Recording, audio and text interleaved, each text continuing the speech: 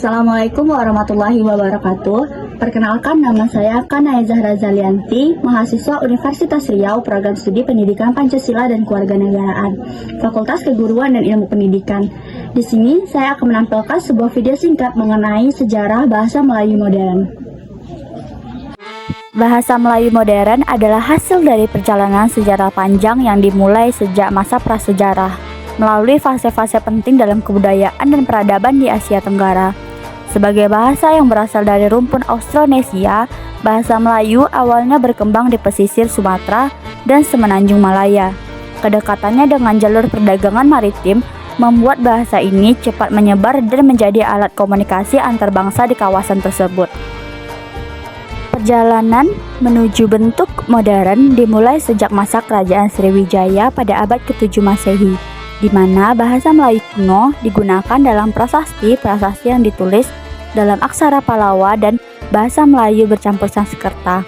Fungsi bahasa pada masa itu masih terbatas sebagai bahasa administratif dan keagamaan. Namun, yang membuat bahasa Melayu mendapat tempat sebagai lingua franca adalah perannya dalam perdagangan antar bangsa. Letak geografis kerajaan-kerajaan Melayu di jalur perdagangan internasional membuat bahasa ini menjadi alat komunikasi efektif antara pedagang dari berbagai latar belakang budaya dan bahasa.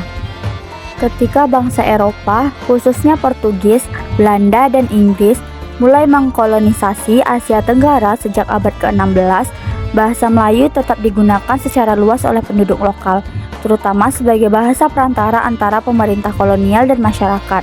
Kolonial Belanda pada awalnya bahkan menggunakan bahasa Melayu untuk menyampaikan pengumuman resmi dan membuat buku-buku pelajaran di sekolah dasar, terutama di wilayah-wilayah luar Jawa. Bahasa Melayu saat itu menjadi alat komunikasi penting di sekolah-sekolah rakyat dan surat kabar berbahasa Melayu mulai diterbitkan. Dalam konteks ini, bahasa Melayu menjadi salah satu instrumen pendidikan dan penyebaran ide-ide modern. Pada masa pergerakan nasional di awal abad ke-20, bahasa Melayu mengalami transformasi yang signifikan. Di Hindia Belanda, bahasa Melayu menjadi alat perjuangan para tokoh pergerakan untuk menyatukan bangsa yang majemuk. Pada tahun 1928, melalui peristiwa bersejarah Sumpah Pemuda, bahasa Melayu diangkat sebagai bahasa persatuan dengan nama baru, yaitu bahasa Indonesia. Pilihan ini strategis karena bahasa Melayu itu relatif netral, tidak terkait langsung dengan etnis dominan, dan sudah dikenal luas di kalangan rakyat. Penetapan bahasa Indonesia sebagai bahasa nasional menjadi tonggak penting dalam sejarah bahasa Melayu modern. Sejak saat itu, bahasa Indonesia terus dikembangkan dan diperkaya dengan kosakata dari berbagai bahasa, termasuk bahasa daerah Sanskerta, Belanda, Arab, dan Inggris. Sementara itu, di semenanjung Malaya yang berada di bawah kekuasaan Inggris, bahasa Melayu terus berkembang dan dipertahankan sebagai bahasa Melayu standar. Ketika Malaysia merdeka pada tahun 1957, bahasa Melayu diresmikan sebagai bahasa kebangsaan. Brunei dan Singapura juga menjadikan bahasa Melayu sebagai salah satu bahasa resmi negara. Meskipun dalam konteks yang berbeda, di Brunei bahasa Melayu dipertahankan dalam bentuk klasik dan digunakan dalam konteks resmi, sementara di Singapura bahasa Melayu memiliki kedudukan resmi, namun penggunaannya terbatas karena dominasi bahasa Inggris dan Mandarin.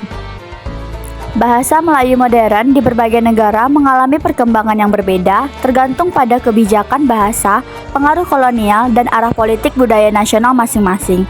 Di Indonesia, bahasa Indonesia mengalami pemutakhiran terus-menerus melalui pembentukan lembaga seperti Pusat Bahasa yang kini biasa disebut dengan Badan Bahasa, penyusunan Kamus Besar Bahasa Indonesia, serta standarisasi dalam bidang pendidikan, hukum, media, dan administrasi negara.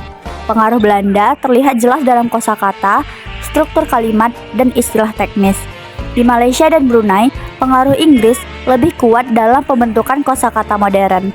Meski berbeda, bahasa Melayu dan bahasa Indonesia memiliki tingkat keterpahaman yang tinggi karena berasal dari akar yang sama.